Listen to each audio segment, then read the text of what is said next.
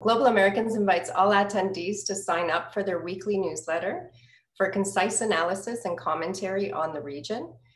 They would also like to invite you all to join them for a 2-day conference on good governance and corruption in the Caribbean, an event co-sponsored with the U.S. Embassy in Suriname, which will take place this Thursday and Friday from 10 a.m. to 11:15 a.m. Eastern Time on both days. The newsletter sign up, as well as the upcoming event, can be accessed on their website, theglobalamericans.org. On behalf of the Canadian Council for the Americas, we invite you to join us for another webinar entitled Mexican Cartel's Latest Public Maneuvers, which will take place this Thursday at 11 a.m. Eastern Time. And panelists include Vanda Felbab-Brown from Brookings, author and journalist Nathaniel Parrish Flannery, and Eduardo Guerrero, director of Lantia Intelligence and regular columnist of El Financiero. You can find the registration link on the CCA website, ccacanada.com.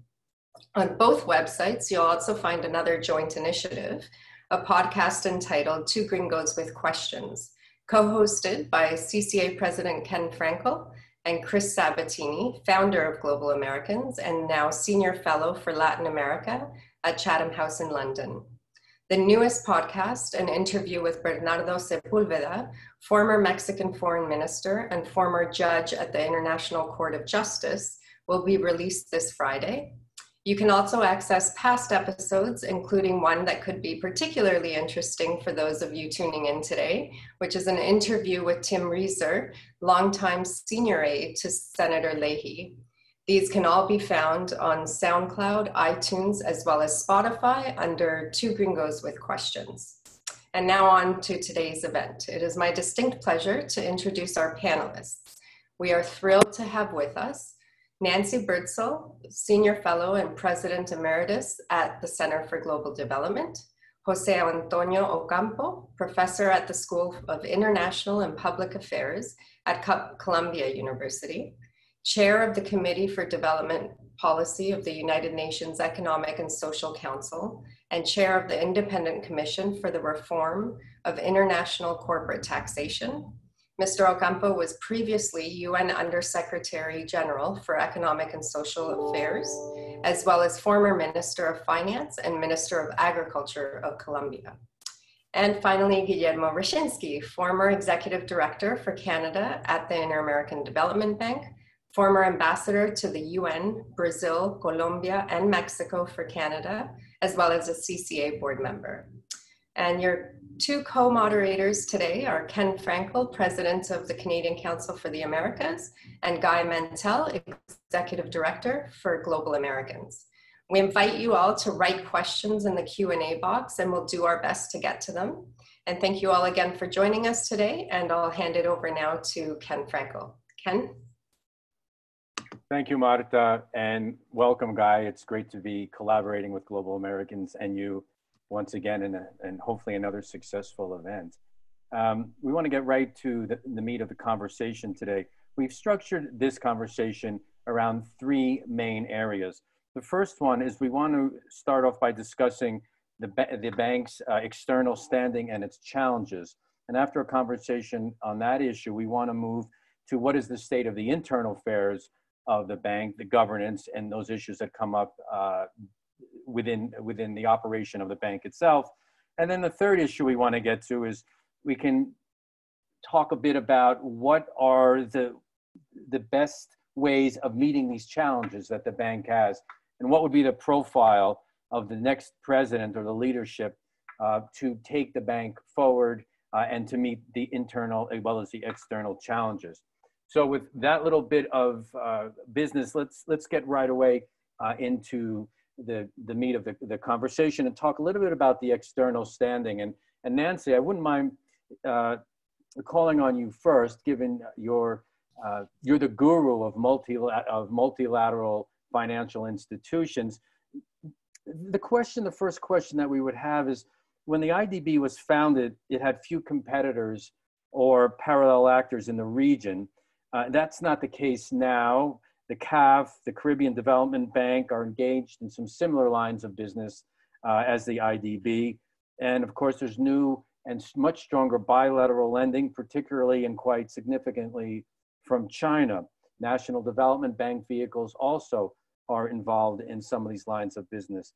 I was wondering if you could start us off by situating the bank in this international cosmology of multilateral development banks. What are its strengths and its weaknesses in sort of a summary fashion, and where do you see it fitting into the global structure? Nancy, please. Okay, thank you very much, Ken, and welcome to everyone. I like the way you put the question in the context of the larger cosmology or ecosystem, but I would think of it the ecosystem for financing development, broadly conceived. So I thought about this a little because of your question, and I just put it this way. Compared to the World Bank, which is the World Bank, the IDB is farther along in the shift from being an aid type agency to the credit cooperative that the founders at Bretton Woods envisioned for multilateral development banks than is, say, the World Bank. So that's a way to start, and farther along really than any of the other multilateral banks, in my view. So why is that? I mean, I think it has to do with the governance and management structure of the bank, that it has a 50-50 setup with 50% of the votes being with the borrowers and 50% the creditors. So it has significantly more ownership than most of the other multilateral development banks, ownership of the borrowers in particular. And that's really, I think, very important in making it fit for a century, the 21st century, in which developing countries are converging, and certainly in Latin America, they're converging on the income of the rich countries. So 50-50, it has more board seats. It has, of course, the presidency, where strategic leadership can come from. And we'll be going back to that, I'm sure. And also interesting, it has a relatively small concessional window compared to the other big regional banks and the World Bank. So that's one thing. Now, what about in the context of other major regional institutions like the OAS and ECLAC? Well, the difference is, of course, that the IDB has money and it has creditors. Compared to the CAF, the Andean Development Corporation, and CABE and other smaller regional subbanks, you use the word competition. First of all, I'd say that competition is good.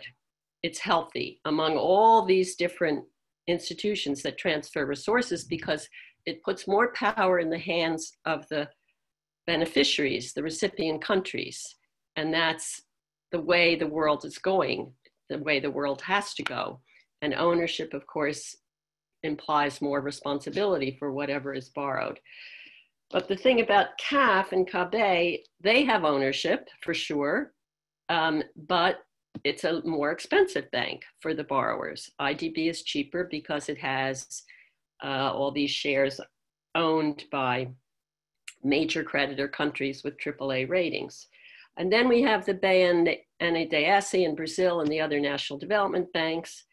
And it has strengths, they have strengths as well, but on the other hand, they have weaknesses, which is they can be politically complicated depending on what administration is in charge, and they're less stringent, less subject to the benefits of a credible system where you don't worry about corruption or untoward subsidies and so on. So there's a sweet spot, I'd say, between these, what you called competitors. I would say they're all complementary to each other.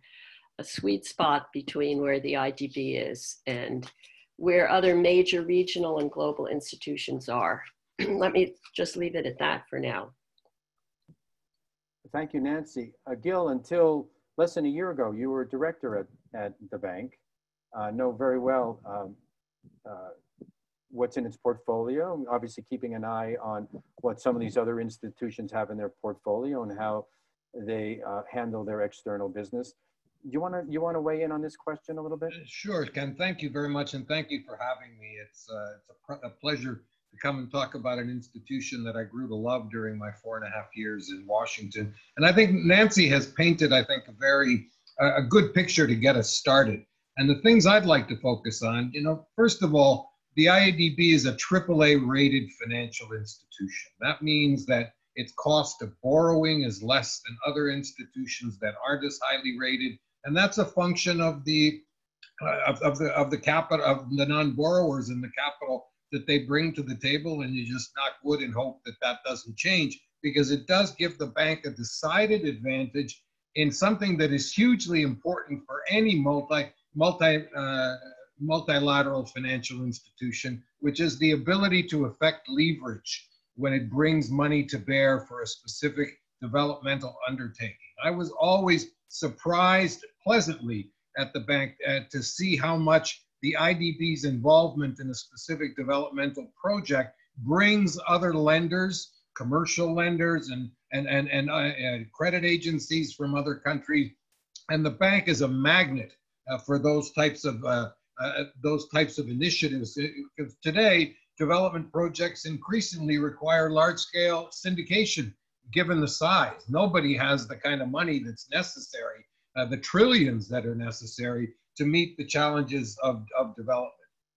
The bank remains, I think, a go-to institution for a lot of countries in the region, even the bigger ones that have the ability to borrow commercially. But for the smaller countries in the region specifically, the bank is usually the first door that they're knocking on from the point of view of trying to put together capital to support a specific developmental undertaking, whether it's in health or in infrastructure. But what the bank lacks, the bank needs more capital. And whoever is president of the bank in 2021, this is going to be the first order of business. There hasn't been a capital increase since 2010. Now, what kind of capital increase? Is it going to be a capital increase that involves the issuance of new shares? Or is it going to be more of a working capital increase, a la what the World Bank did a few years back? This is a hugely important strategic decision for the bank in terms of where it's going. And as we look at the post-COVID world, the bank is in a very, very unique position to coordinate the global effort for Latin America and the Caribbean with entities such as the World Bank and the IMF and bilateral lenders and donors to support Latin America and the Caribbean and the needs that are going to be absolutely huge given the levels of unemployment, given the kind of economic shock that has been suffered in the region. Yes, the Chinese are important, and Chinese lending in the region may be even greater than what the IDB has lent, but the Chinese have a stake in the region. We can't deny that. And the bank, I think, is in a position to collaborate and also to approach the Chinese with an eyes wide open kind of approach from the point of view of bringing them on board for specific undertakings in country X or country Y. So for me, the bank has been successful in largely avoiding the politicization of its work. That doesn't mean that politics doesn't enter the equation in terms of specific decisions that are made with respect to countries and projects, but we have not seen the bank fall into the trap of ideological rigidity and things of this nature. And in fact, I think it has been a very positive force from the point of view of maintaining open channels of communication to meet what is its singular goal, which is the development challenges of the hemisphere and of the specific borrowing members. And I think Nancy placed it very correctly. When you're in the bank around the boardroom table, you speak of it, as we say in Spanish, as a cooperativa. And I think that is something that the IDB has worked hard to create, and it's something that they should keep an eye on to make sure that it's not affected negatively.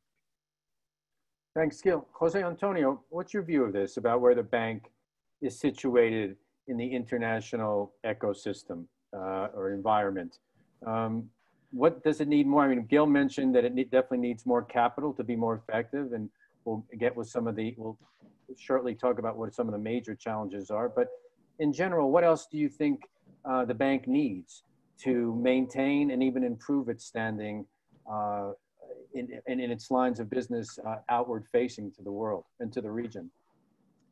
Well, thank you, Ken, for the invitation. Very nice to be with Nancy and Guillermo in this panel, and with all of you, the audience. Let me perhaps remind a bit of the history of the multilateral development banks serving Latin America. Back in the 1980s, up to the 1980s, was the World Bank that led. But starting in the 1990s, the Inter-American Development Bank became the major lender among the international institutions. In fact, the World Bank more or less stagnated in terms of funding of Latin America.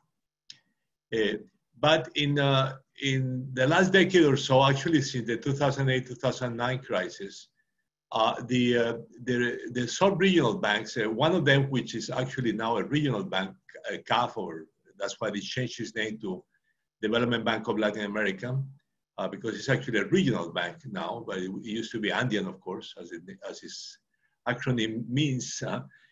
But also actually the Central American Bank for Economic Integration and the Caribbean Development Bank have been growing faster than IDB.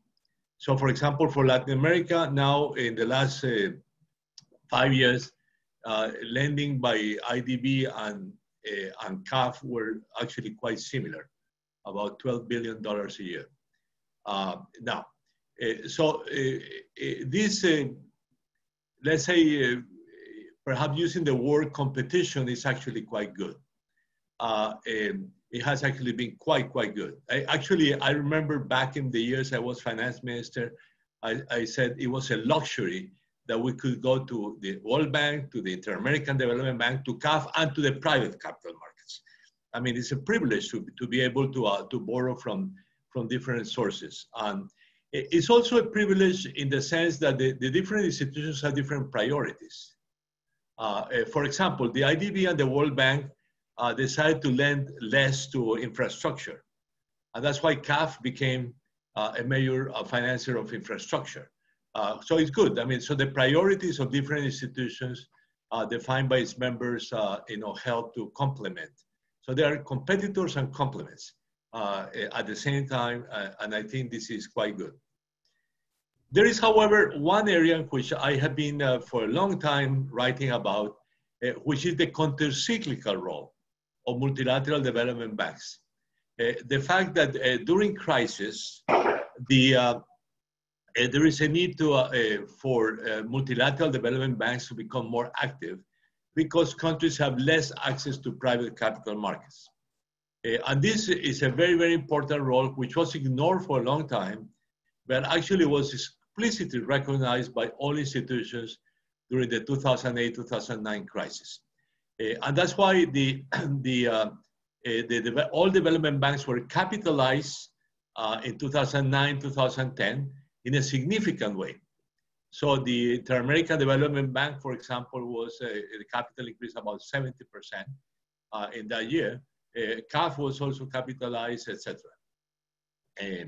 Now, this is a very important issue. Excuse me, with one addition, the World Bank, which generally has a more or less a stagnant lending to Latin America and the Caribbean, actually increases lending during crisis. So it does play a countercyclical role also vis-a-vis Latin America and the Caribbean. Now, this is very important, but it requires one important thing, which is additional capital. So one of the major challenges during this crisis is to capitalize all of the banks. The Inter-American, CAF, the World Bank was actually capitalized a couple of years ago, and the Central American Bank for Economic Integration was capitalized early this year.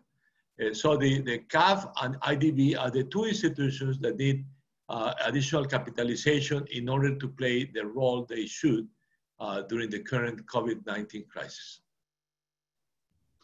That is a beautiful segue to, I think, the next round of questioning that we have. I think you all have set the virtual stage in terms of the context we find ourselves in today with the IDB, but I want to kind of plant us firmly in the present. And I'll go to you again, Jose Antonio. we are in a health emergency without precedent, and there is a prospect for bleak economic horizons throughout Latin America. And so I think the coronavirus pandemic in many ways exposed the seams of a region that still houses clear vulnerabilities in the informal sector and in the healthcare sector. The IDB, of course, is Latin America's largest regional lender, and it's poised to play a big role in combating the virus and harnessing a sustainable recovery. The bank is due to approve about $20 billion in loans this year, around 15 billion of which will go to governments to strengthen their healthcare systems. So what changes should be undertaken to strengthen the standing of the IDB, and what priorities should be pursued in order to meet the demands that COVID has laid bare? I think more specifically, I'm talking about the increased poverty rate and an extreme decline in GDP.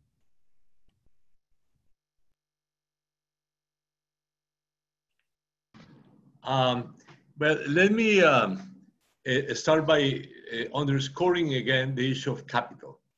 The first thing is we need an IDB that will be able to lend 18, 20 billion rather than 12, which is what it has been lending actually.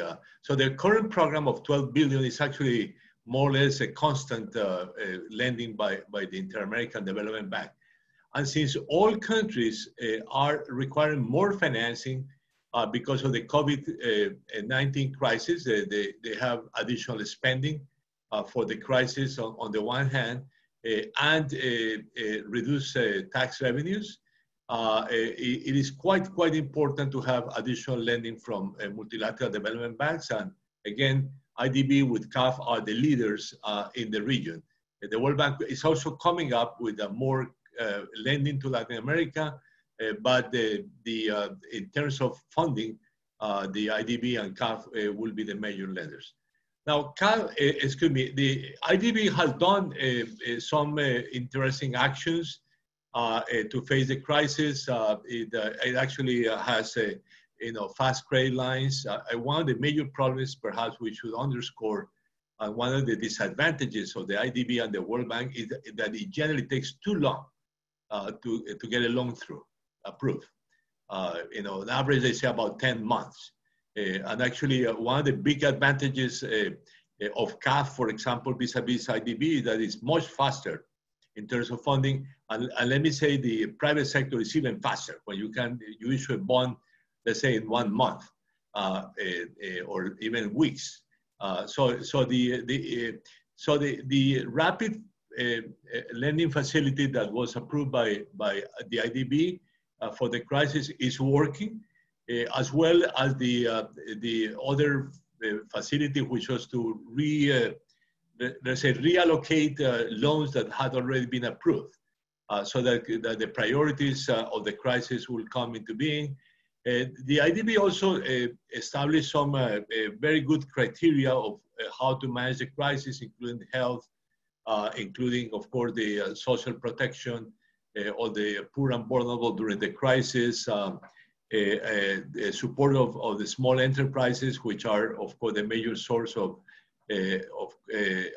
employment in Latin America, and also fiscal policy. So I think the priorities that were established by IDB are correct, but I think essentially we need much more resources so that it can go play a more significant role vis-a-vis the requirements generated by fiscal policy during the crisis.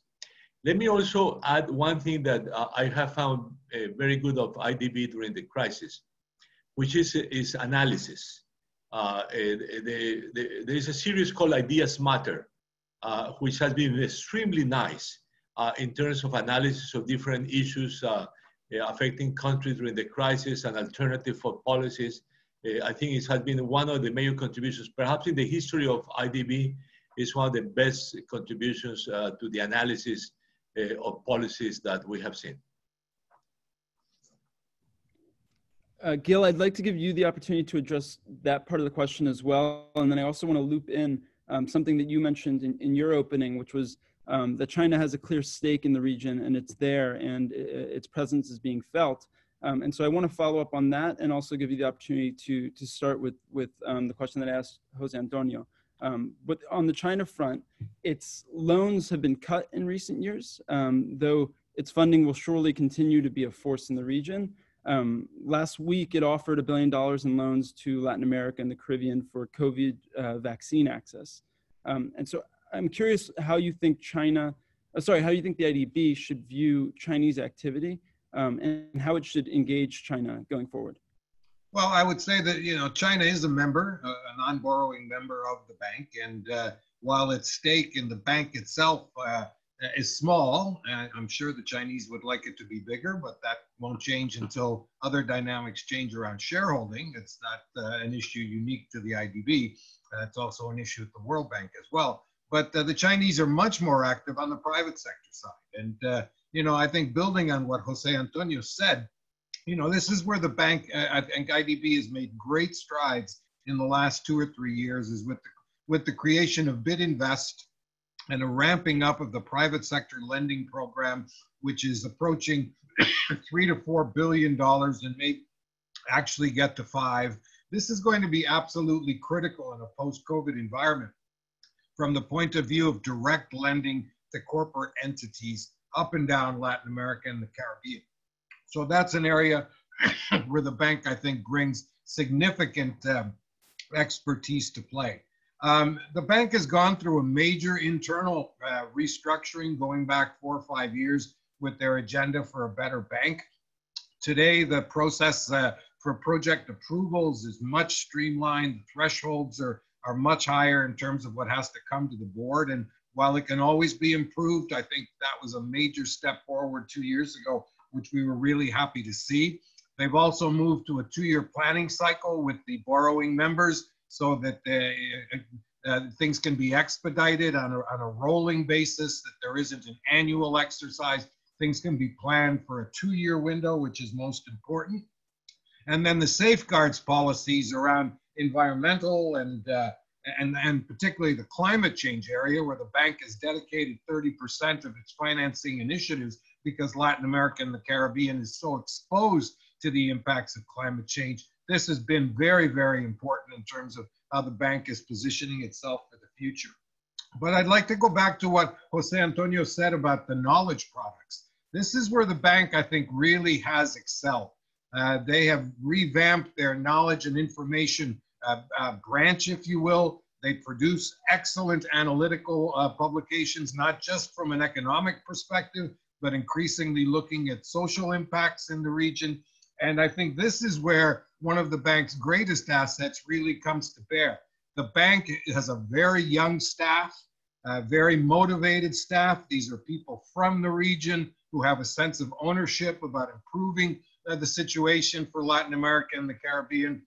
And I think this is one of the great advantages that the IDB has going forward, is that cadre of personnel, both at headquarters, but increasingly in the regional offices. They have an office in every capital of member states, and that is, and increasingly the devolution of decision-making to those regional offices is something which I think will make the bank even more effective going forward. Thanks, Gil. Nancy, I know you wanted to chime in on the previous question, so I invite you to do that, as well as to also maybe if you have a few comments about how the bank should view the activities of China in the hemisphere. That's obviously an issue on the minds of many. It certainly seems to be an issue on the minds of the United States government. So the question would be, what would be the proper thinking at the bank about how to address the challenge or the complementariness of the Chinese government? But first, I'll let you make that comment that you wanted to go back on a previous question that we had. Right. So I think this issue that Jose Antonio raised and Gil about capital is really important. And the point I wanted to make is that at the time of the global financial crisis, it was the borrowers who took the initiative and drove the capital increase. There was a larger proportionate capital increase at the IDB than at, I think, any of the other MDBs. And that bespeaks to me this asset that the IDB has of ownership of the borrower side. And as a sort of, the IDB has played a role in inspiring what you could call collective action on tough issues across the region, including regional integration, of course, and regional infrastructure and so on. So that was one point. But I also wanted to mention about,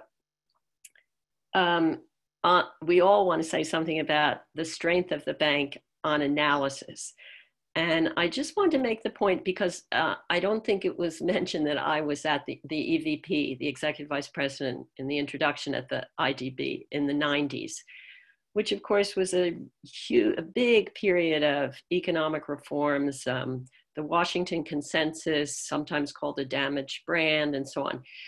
One thing that was so striking to me in the 90s when I was there is that the IDB became a voice on macroeconomic issues in concert with, and sometimes with a different perspective than the IMF.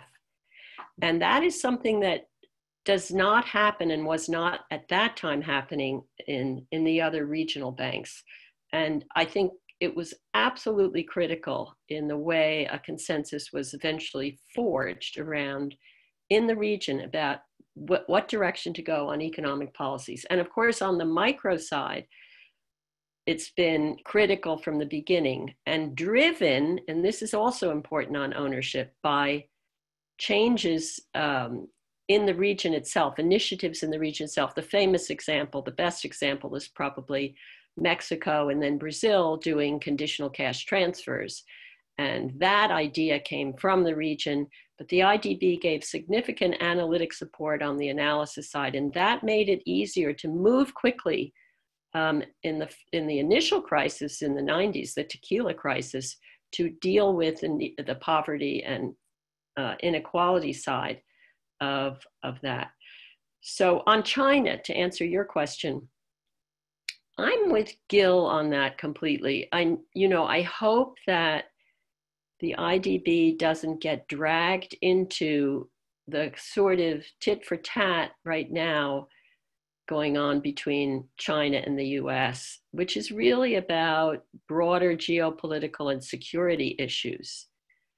The IDB should go on welcoming whatever financial support and whatever ideas about development can come from the many people in China who are working on development issues and have experience and interest, and of course, money, and I think it would be great if China could have more shares, but as Gil said, that's a problem at all the development banks.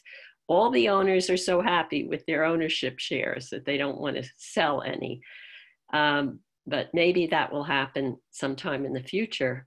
And not too much, because the balance is good now between creditors and borrowers, and frankly, between creditors, including China, and the other creditors. I want to transition now to the internal challenge. Can I make a little? Oh, yeah, go for it. Yeah, first of all, I totally agree with Nancy, but since in her last comment, but let me emphasize that Chinese lending to Latin America was highly concentrated in a few countries, and notably in Venezuela. About 50%, about half of the lending was to Venezuela, and then the rest to Brazil, Argentina, Ecuador. I think China must be rethinking deeply its involvement in Latin America because of the huge losses they are making in Venezuela. So I'm not sure that that China is a competitor. I mean, of course, the offer to finance vaccines when they have them available is actually great. I hope the US comes with a similar proposal. I hope Europe comes with a similar proposal. Everyone should come with a similar proposal. I mean, because we don't, and maybe allow some countries in the region to produce those vaccines. I mean, for example, Brazil is a very good excellent pharmaceutical company, so they should. And anyway, so that's my comment on China, because I think China should be involved. I mean, it's a main trading partner to several Latin American countries. That's the point. It's a main trading, and that is the one part of the U.S.-China relationship that, it's a little bit at the moment, but it is what is holding things together. Yeah. You don't notice this administration now fiddling more on the trade side with China. Yeah, and one little correction, Nancy. The African and the Asian Development Bank were capitalized 200% in 2009. So much more than the IDB. Actually, one of the big problems, and one thing that has to be solved at one point, is that the US will cooperate with massive capitalizations of development banks. I think that's one constraint that we faced in 2009. Actually, they were also reluctant to capitalize the World Bank. So the banks, I think, need a much stronger support from the U.S. in terms of capital. And on SDRs, please, at the IMF, where Yes. the U.S. is a huge problem. Sorry. Okay. Nancy, I want to go back to you and kind of transition to the next bucket of questions that Ken beautifully outlined in the start, which is the internal challenges. And I know you've spoken about this in the past, about part of the success of the bank in recent decades has been a product of its unique governance structure and its staffing. I know we've all talked today about the talent of the analysts and the research, but I want to kind of pick at that a little bit and get a sense of what you think the most important challenges that the bank faces in terms of governance and culture. And maybe can you speak to the uneasy balance that development banks need to strike between legitimacy and effectiveness, including empowering borrowing countries? Sure. I think I've said a lot of what I mean here. I mean, maybe I should say that when I moved, I had been at the World Bank for almost 15 years when I went to the Inter-American Development Bank. I'm not sure this is exactly relevant to your question, but perhaps those listening on this webinar will find it interesting. And when I was leaving, many colleagues in the World Bank said, oh, the IDB is so political, there are appointees made by the borrowing countries and and it's not, I think people were saying, in effect, it's not the pure meritocracy that we have at the World Bank or the almost pure meritocracy. So I didn't really buy much into that. But in any event, when I got to the bank, the IDB, I realized it's better to think of it as being sufficiently porous and thus politicized, in quotation marks, so that it's client-oriented. People in the IDB at the top leadership positions, many expect to go back to their own governments. And they think about what's interesting and what's needed for their own countries and for the region. In the World Bank, I think there's a tendency for most people to be trying to convince other people inside the bank of their merits so they can get promoted and move on, because it is a meritocracy. So I'm not sure that goes to your question exactly, except to say that legitimacy in the region gives greater effectiveness in the broad sense of the word because of this ownership point. So, if the leadership of the IDB says, it's time to look at criminal justice reform, you could imagine that actually getting traction and having a group inside the IDB that studies the issue and returns to where things were 30 years ago, 40 years ago, and says, what should we do now? If that happened at the World Bank from the top, I don't know what the reaction would be in the region. It wouldn't be, whereas a leadership at the IDB would ideally have been in casual conversations with fellow leaders and statesmen and politicians at the top level in the region. So you get changes in direction, changes in thinking about analytic issues, changes in priorities about what's the next step or what are the next steps to deal with development challenges.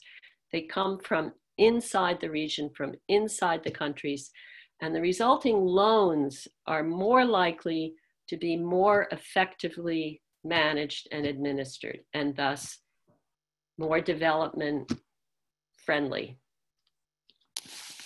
Great, thank you so much. Gil, I'm going to turn it to you, and I'm going to push you a little bit on the same question.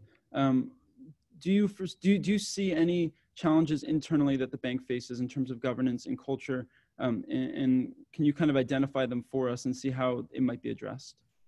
Yeah, I think the greatest challenge, Guy, is to maintain that that delicate underplay, if you will, of regional ownership of the institution, while at the same time taking on board the concerns of one very large shareholder with 30% of the bank shares, and also keeping the other non-borrowing countries willing and able to provide capital resources and additional funds for discrete projects going forward. You know, I think Nancy framed it very, very well. The fact that there is so much regional ownership of this organization means that the bank is responding to the priorities which the region itself sets for its developmental outcomes. This is not a question where the bank comes in and dictates, choose one from column A and two from column B. The country strategy process, which is a 5-year plan, if you will, is negotiated with each of the borrowing members.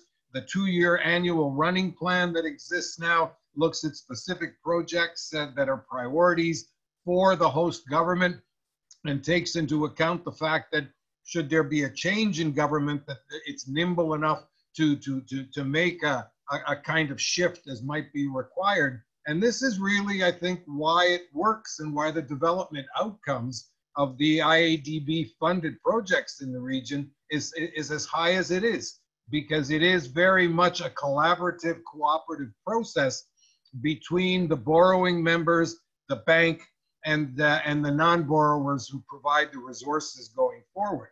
And it also has, I mean, that IDB Lab, which is the old multilateral investment fund, which is, and you know, small capitalization, 80 million a year, that allows the bank the luxury of doing some experimentation on things like social bonds, green bonds.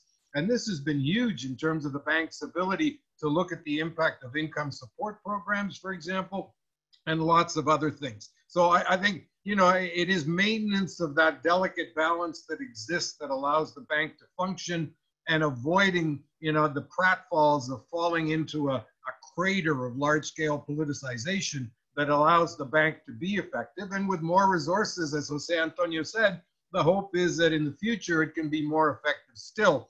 And I go back, the private sector side, the bid invest side is, I think, going to have to grow significantly and will require additional resources from the non-borrowing countries. And I would see a day when the private sector side of the IADB may be 3/4 as large as what's lent to governments in the region as a whole.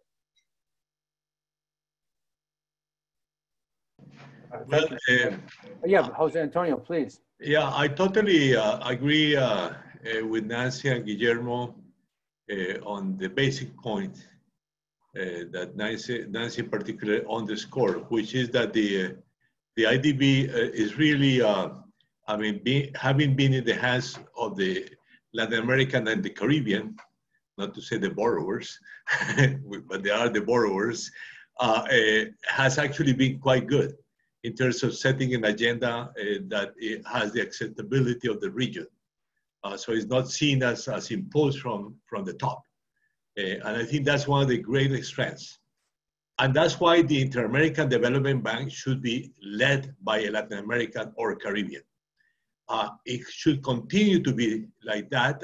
It has been since early history. According to many statements, that was actually the commitment of President Eisenhower when he had the initiative to create the Inter-American Development Bank. and therefore that is the best solution. But let me underscore one thing that perhaps about meritocracy. The World Bank has one basic defect, which is it's always led by an American. No competition, absolutely no competition. I mean, I actually competed in the only contest in which there were outside competitions. And we knew from the very beginning that we were going to be defeated by the US candidate. So, so that actually is a significant difference in terms of the process of electing presidents or heads of any international institution. The only two that that do not follow the rule of being open competition are the World Bank and the Inter-American and the International Monetary Fund. And I think under those conditions, it furthermore doesn't make sense that a U.S. citizen will lead the Inter-American Development Bank. So it's a regional development bank. It should follow the regional leadership, and I think that should be the priority for the future. It should continue to be as it has always been. Thank you very much, Jose Antonio. You gave us the perfect segue into the next and the last bucket of issues we want to talk about. But there actually is competition for the World Bank. It's just as it was in Mexico pre-2000 amongst the PRI. It's that kind of competition that goes on, correct? Right. Okay. No. I'm saying not even, Ken. Not even the Dedazo. Okay. So now basically we've talked about the internal strengths, challenges, the external strengths and challenges. And now I'm going to all christen you the best headhunting panel in the world. You now understand an organization. You understood it before, but you've now explained these things, of course. And now you need to design what you think the ideal candidate or the profile of the ideal candidate would be to lead this organization. Now, Jose Antonio has jumped in a little bit with his ideas about this, and Jose Antonio, you can come back to this as well, but maybe I'll call on you, Nancy, first. Given what we've now talked about the bank, what would be the profile, the characteristics of that you would like to see in the next president? Yes, well, I think the one I would put absolutely tops is that person being a stateswoman or statesman. And by that, I mean someone who has the standing in the region to call up the heads of state, and has respect in the world as someone who has participated across, has participated at the United Nations in some way, or at other multilateral organizations, or at the OECD, whatever. I can't help but mention that I was lucky to be the EVP at the IDB when Enrique Iglesias was the president. And he was a model in many ways. I'm sure there are people who have criticisms of this or that during his period there, but he had everyone's respect. He was a good economist. He'd been at a central bank. He knew about macro issues. He cared about people. He knew everybody. Wow. I mean, it's a tough act to follow. I think Moreno has done a very good job. So, but I'd just put statesman in the broad sense of the word at the top of the list. Someone with a history of good leadership and good management and good heart. Thank you, Nancy. Gil, I'm sure that you have a lot to say about this. I think all of what Nancy has said are very good qualities, not only for a president of the IDB, but also moderators of panel discussions. But look, I think it takes someone with political sensitivity, because the bank is located in the capital of the largest shareholder, and yet it's a cooperative where the majority lies with the borrowing countries in the region, a region that is very heterogeneous, that requires enormous juggling skills and balance between the interests of small countries and large countries, of different linguistic and cultural traditions.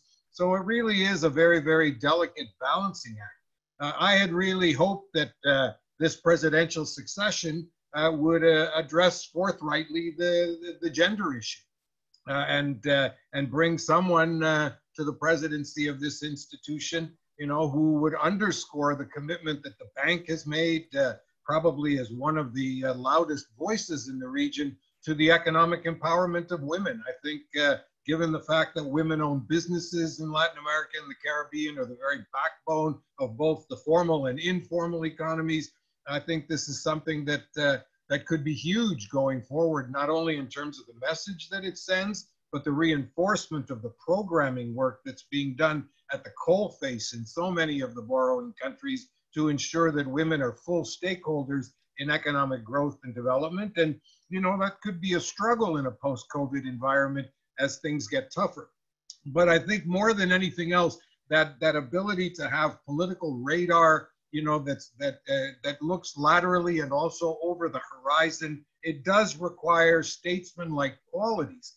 The bank has been very good in terms of the 4 presidents that it's had, that none of them, brought any sort of ideological pretensions to the job. I mean, they saw the job for what it was, that balancing act between the borrowers and the non-borrowers, and ensuring that the focus was on sound, forthright developmental actions to improve the lives of people in a region that has suffered for far too long from a lot of very, very difficult poverty. So I think all of that, it makes it important that people think carefully about these choices, and it's and hopefully we can come out in a good place with the kind of leadership necessary to take us forward. Thank you, Gil. Jose Antonio, you start us off on this track, talking about it. The leader should be from Latin America, amongst other criteria. Obviously, the leading candidate now appears to be from the United States, and also seems to have some support from a number of Latin American countries. Do you want to talk about what you think are the disadvantages of having the U.S. nominee or any U.S. citizen be the president, and why, that being the case, why you think some of these Latin American countries might be supporting him? Well, let me perhaps totally support Nancy's view that the main characteristic of the president of IDB should be that is a state person, probably a state woman, so that and there is actually a candidate who is a state woman. So I think the capacity to negotiate the differences across the region, and also with the Caribbean, which has, of course, another history entirely different from that of Latin America, and even in Latin America, huge differences in size, in tradition of countries. So having been a statesperson from Latin America or the Caribbean is a huge advantage. I mean, from the experience of having to to discuss issues, to get agreements among different partners, having had the experience of being or having been in a state position in one of the countries of the region is a huge advantage, and that's why I really think the candidate should be a Latin American. or as I say in Spanish, una latinoamericana o un latinoamericano. I mean, this problem with the English language that it doesn't have a feminine. For me, you know, actually a good Latin American woman leader will make it, you know, a very on the top. But let me also underscore the fact that the World Bank is in the hands of the U.S. It has always been in the hands of the United States. So being the leader of being the head of an American, being the head of both the World Bank and the Regional Development Bank for Latin America and the Caribbean, I think is not a good practice.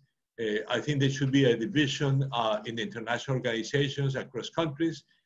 Perhaps we should support the Canadian, since you are organizing this event. But, I perpetually nominate Latin American. I perpetually nominate Gil for any position that comes up in the hemispheres.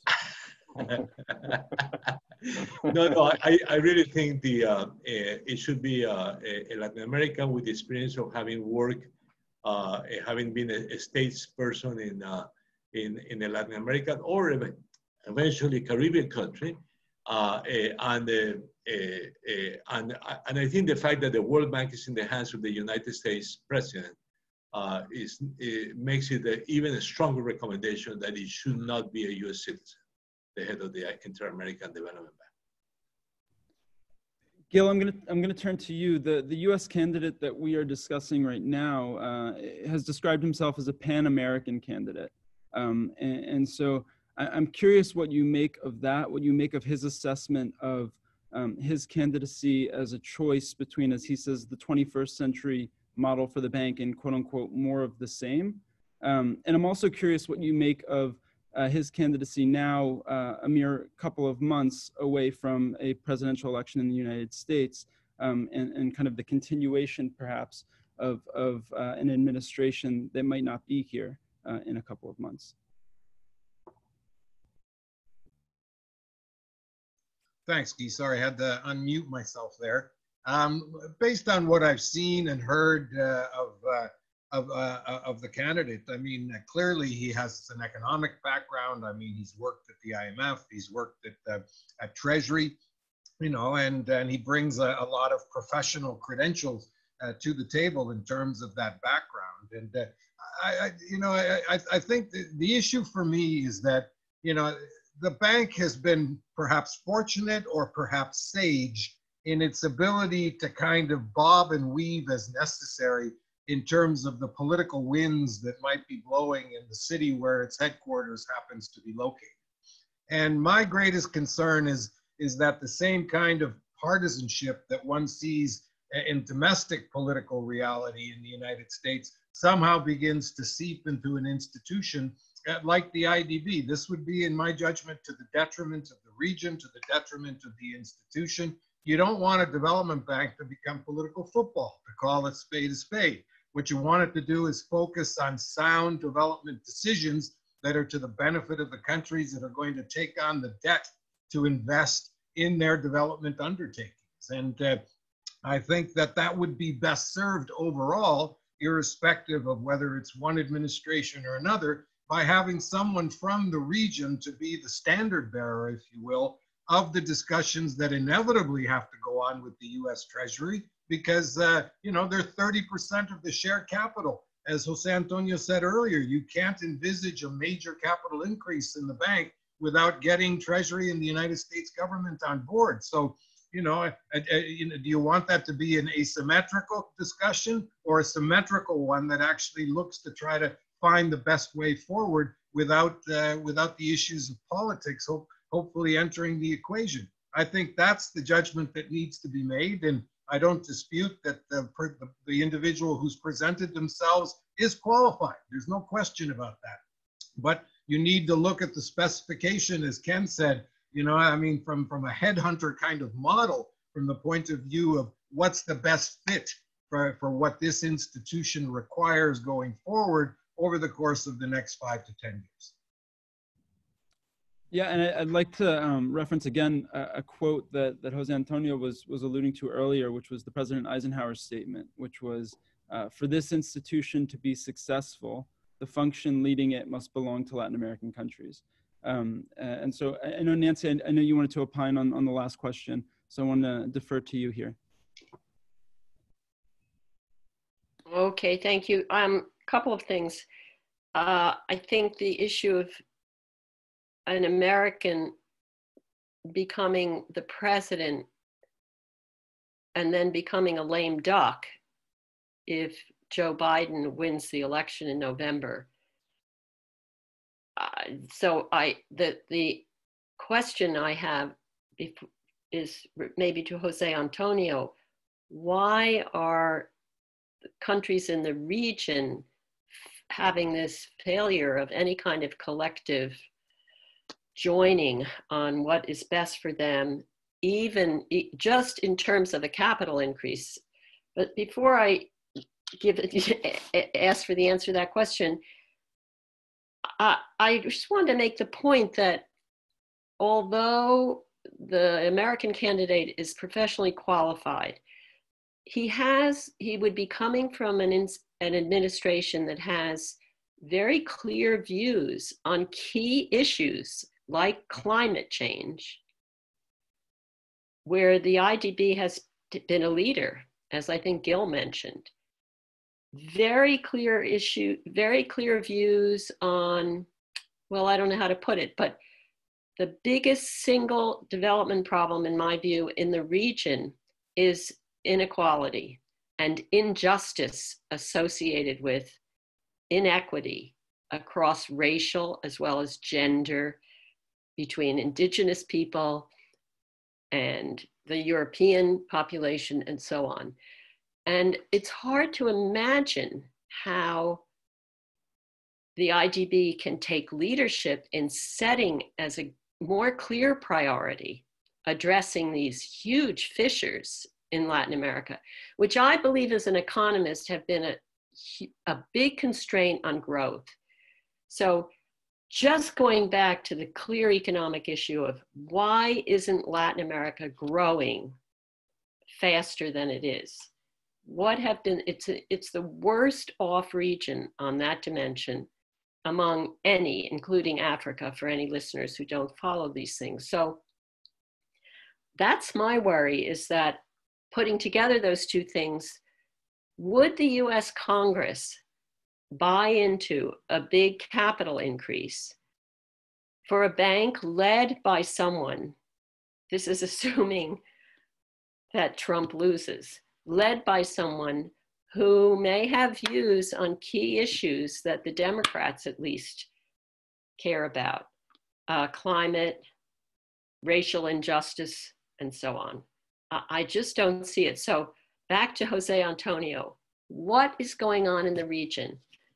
Is it outright, not bribery is too strong a word, but incentives of some kind that are being offered by this administration or this candidate to have your country supporting him? Thanks, Nancy. I'm going to follow up with you, and then we take a question from Chris Sabatini, who has his hand up.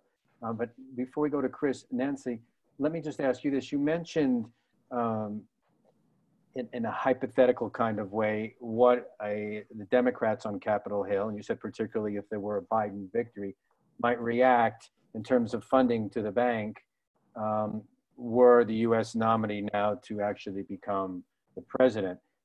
We certainly have an inkling of what that might be, because we've seen statements from Senator Leahy and from others on Capitol Hill basically saying that they would look very, very closely at the funding if this nomination were to go through. How serious do you take that statement? I think quite seriously, in not necessarily in dollar terms. You know, I think if there's the IDB definitely needs a capital increase. All of the multilateral banks need a capital increase. So it's a question of whether the capital increase would be big or just okay. And the reality is that with 50% of the shares, the decision in the US is fundamental. if the US doesn't want to sell shares anymore, and it doesn't want to deal with its politically, the fiscal issues will be coming up over and over again in all the countries. So raising money for an international bank is not going to be politically that easy to do. So it's a big constraint. So I don't think it means there would be no capital increase. I think it means that it would be very modest, and that the Americans, if they have resources for capital increases, would go to the other big MDBs, in particular, the World Bank. Thanks, Nancy. I'm going to keep Chris waiting for one more second. I want to go to Gil on this question, because to read the press, it would seem that Canada and the European countries, at least outwardly, have not lined up behind the US nominee. And the bank Canada views this as the bank is a critical vehicle in its connection to the hemisphere, as do the Europeans as well. Is this of concern to you? Or to Canada? Yeah, I mean, obviously you're not speaking in your role as an ambassador or representative of Canada anymore, but gratefully I'm retired now, Ken, so I can speak my own mind. But look, I mean, Canada is ruminating on what its position is going to be. As I understand, recommendations by officials have been put forward for ministerial consideration, and given that this voting is only about 6 or 7 weeks away, I think we should take time and use the prudence that is typically Canadian to make the kind of position that we want and articulate it in a fashion that's consistent with our view. But I think what Nancy said is very important, because a capital increase isn't just about capital. It's about the heavy lifting that needs to be done to bring the resources to bear in a fashion that is sufficiently significant to be impactful.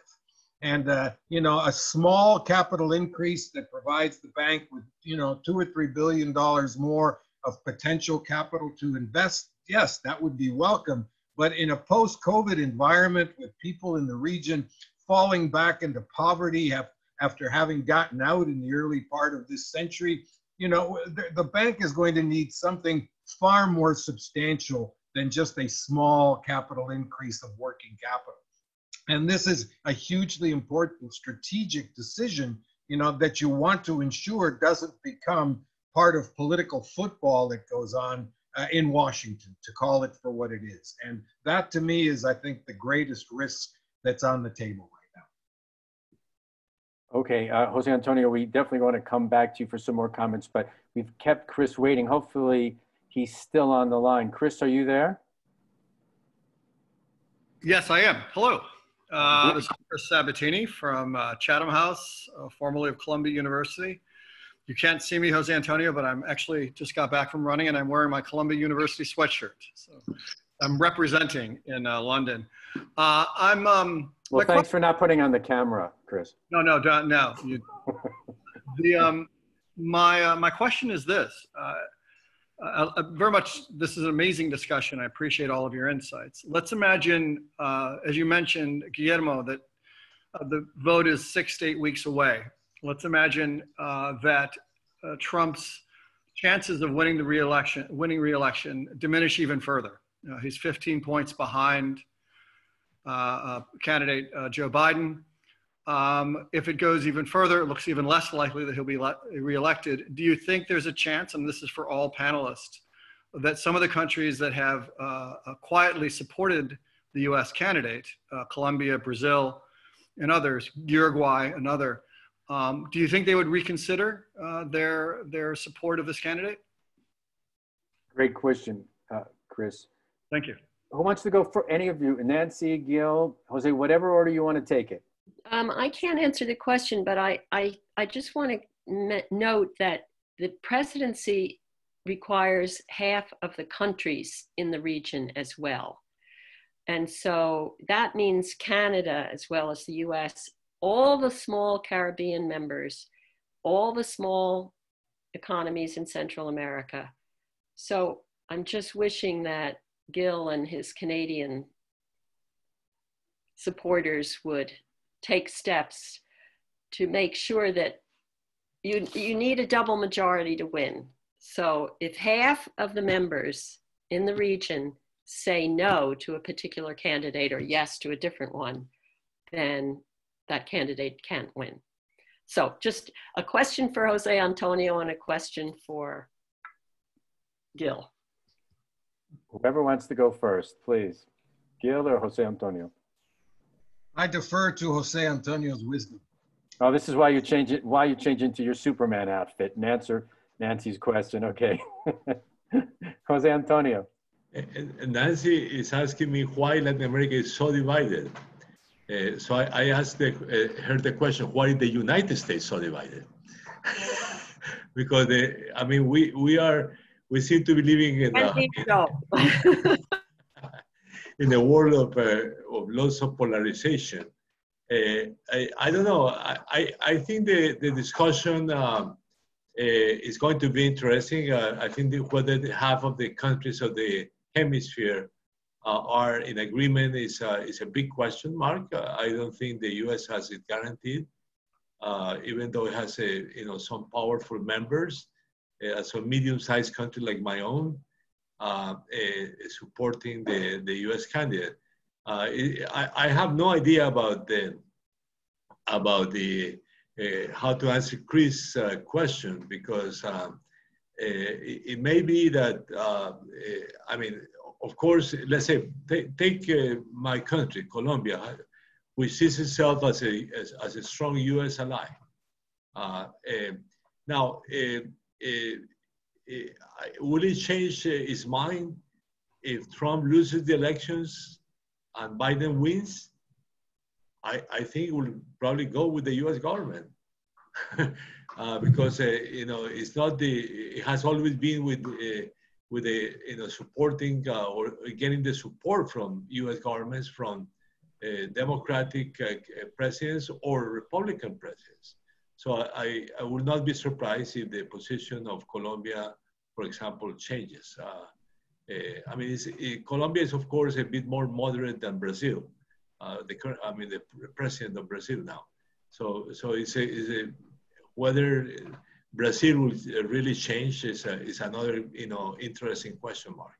Anyway, but let me finally underscore the very important points made by Nancy about, first of all, the issue of equity as a major Latin American issue, and how it has to be at the top of the agenda of the IDB in the future. That's one very important point. As we know, the COVID-19 crisis is worsening social conditions in Latin America in a very significant way. So this issue of equity and social conditions has to be at the center. But by the way, when the IDB was created, it was a very good emphasis on social issues. Yes. Social lending by the IDB being quite central. That's why it continues to be a bank that in relative terms finances more social programs, let's say. But the other issue is climate change. And since in Latin America, the major source of the major contribution to climate change is actually deforestation. So the protection of the Amazon is a top priority that has to be in the agenda of the Inter-American Development Bank. So those two issues are issues that must be very strongly shared by whoever is elected president of the Inter-American Development Bank. Thank you, Antonio. Gil, I'm going to call on you. The reason why I gave you time to change into your Superman outfit is because Nancy was a bit pleading with you, and as a Canadian, as it were, to form a coalition to push the results that she was advocating. There's been a lot said about. There was Chris's question about whether you think there might be a change of heart, whether that is a strategy, as it were, for some of the countries who seem to be wanting to keep the nomination process open and search for alternative candidates. What's your view about all of that? Well, I would start just by saying that, Nancy, one of the first things you learn as a Canadian executive director at the IDB is that 4% of the capital gives you a voice, but you have to learn to use that voice very, very sparingly and usefully. So I would start with that as an observation. You know, the scenario that Chris has laid out, you know, I hope that in the sober deliberations that are taking place in capitals across this hemisphere and in the other non-borrowing countries, and people in ministries of finance, you know, who work on IDB and multilateral development bank issues every day, that they recognize that as we go into this post-COVID environment where we need to not just position for the future, but recover what is being kind of ground into dust in many parts with rising inequality, rising unemployment, gratefully, at least social order so far is keeping some sort of relative balance. You know, and in an ideal scenario for an organization like IDB, you'd want the selection of a new president to result in a win-win situation for the borrowers, for the non-borrowers, and the institution itself. And my fear is that perhaps, you know, if we aren't careful, we could create a situational dynamic where it becomes a lose-lose situation for everybody, where the institution is weaker, where the borrowers are more hard done by, and the non-borrowers perhaps less willing to be able to step up to the plate with the kinds of financial resources necessary. Whoever is president on January 1st of 2021, a significant capital increase is square one. Without that, the bank will simply not be in a position to play the kind of role it's going to require, that the region is going to require from the leading multilateral institution that provides the capital for private sector development and increasingly also for the private sector lending side. So, you know, how do we create the conditions for win-win? I hope that capitals and ministries of finance and treasury are thinking about those things in the next 7 weeks and make their determinations accordingly. With that concise summary of what's at stake, we've gone about 20 minutes over the allotted time that we asked everyone to reserve for this event. So I'd like to close and not abuse the time of our panelists in the audience much longer. And I'd like to thank you all for joining us today, panelists and audience alike. As we mentioned at the top, this is one of many webinars and conferences that Global Americans has done with the Canadian Council for the Americas and that we'll continue to do in the months ahead. We'd also like to direct you to our websites where we'll be advertising future conferences and events. From the Global American side of things, we have a conference on Thursday and Friday on the Caribbean and good governance. And again, you can find that information on our website. Chris Sabatini graced us with his presence on the panel. He leads a podcast with Ken called Two Gringos with Questions, so tune into that. And that's all I have on my end. It's been a real privilege and honor to share this virtual stage with you all, and really grateful that you joined us today. And with that, I'll turn it to Ken for final words. I don't have any final words except thank you. Thank you, Guy, and thank you, panelists, and thank you to the audience for listening. We will be back with more. This is an important issue. I don't think it's the last time we'll touch this issue either. So stay tuned. Thank you very much and have a good afternoon. No. Thank you, Ken. Gracias a todos. Thank you.